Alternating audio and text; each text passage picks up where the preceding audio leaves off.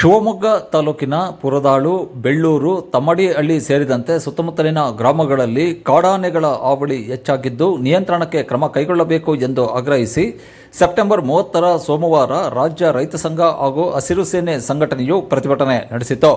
ಶಿವಮೊಗ್ಗದ ಖಾಸಗಿ ಬಸ್ ನಿಲ್ದಾಣದಿಂದ ಆರಂಭವಾದ ಪ್ರತಿಭಟನಾ ಮೆರವಣಿಗೆಯು ಪ್ರಮುಖ ರಸ್ತೆಗಳಲ್ಲಿ ಸಾಗಿತು. ಡಿಸಿ ಕಚೇರಿ ಆವರಣದಲ್ಲಿ ಧರಣಿ ನಡೆಸಿದ ಪ್ರತಿಭಟನಾಕಾರರು ಜಿಲ್ಲಾಡಳಿತಕ್ಕೆ ಮನವಿ ಪತ್ರ ಅರ್ಪಿಸಿದರು.